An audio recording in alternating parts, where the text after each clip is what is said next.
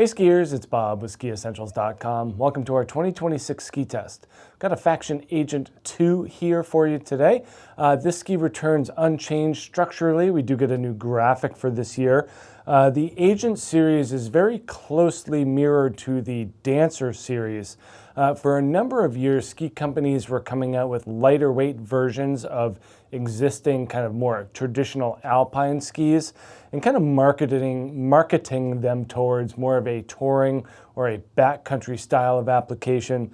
And the Agent was that ski for Faction and related to Dancer. Since then, it seems like they've kind of switched their messaging a little bit, and I think it's all for the benefit because they're basically saying, here's a lightweight version of a ski that we know works really well in the resort.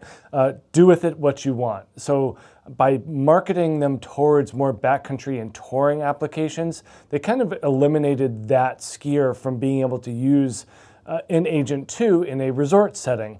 And what happened was a lot of people just kind of missed out on what's a really fun and energetic ski. Not everyone needs to be on a super heavy ski with 2 sheets of metal that needs to be pushed super hard all the time. A lot of people really like to just have fun and have something nimble that's easy to use. And feel free to put whatever binding and whatever boot you want with it and use it in the backcountry if you want, but they work great in the resort. So it's a lot less alienating these days with these more hybrid-oriented skis like an Agent 2. It is built with a Karuba wood core, so nice and light here. We also get a full carbon weave, so carbon stringers throughout, and that does keep the weight down pretty well. This one here is, let's see, the 163, and we are on the scale at 1,295 grams. So it is pretty light. Yeah, you're going to lose some stability and power in a on-piste situation, but that's kind of not what this is all about. This is about mobility and agility and having a good time. 96 millimeters underfoot, so basically same dimensions as the Dancer 2, just with the lighter weight wood core and 2 fewer sheets of metal.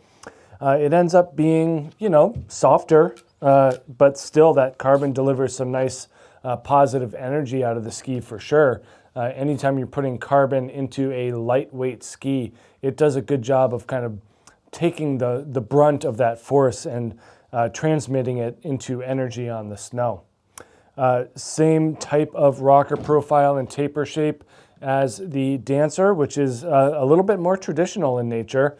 You know, longer camber underfoot, and then not a ton of rocker, enough to make it exciting in softer snow. Definitely more of a bumped out splay here at the end. It's not very gradual, it's very abrupt towards the end there. And then like we talked about with the Dancer, this set of taper really does a lot in terms of keeping the ski afloat and creating that mobile nature. As if this ski weren't maneuverable enough, adding that taper in there really makes it easy to swivel and get from turn to turn. Nothing too crazy in the tail here, you know, enough rocker to make it fun and a little bit surfy in softer snow. Again, you're going to be hooking into the lighter weight feel of the ski as opposed to taking full advantage of a more, you know, creative shape or profile. So the weight has a lot to do with how you're going to be able to use these skis. And then a nice rounded tip shape back here for, you know, ease of use, basically. 15-meter turn radius. I think it's easy to kind of break free from that because it's so light and get to a shorter arc. I don't think you're going to be extending too much beyond that 15-meter radius, generally just because it doesn't have the stability to do so. We do have some tester feedback here from Camille Nichols. She notes that this ski is the lightest and most forgiving ski I tried. It is super fun in the bumps and in the air. The skiing feels effortless, still holds a solid edge on groomed terrain. Yeah, and I think that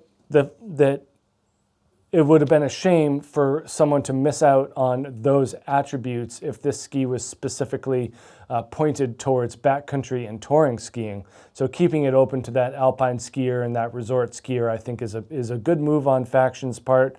And that seems to be the way that the conversation is going with the ski industry in general, is to make a product and then allow the consumer to decide how they're going to use it.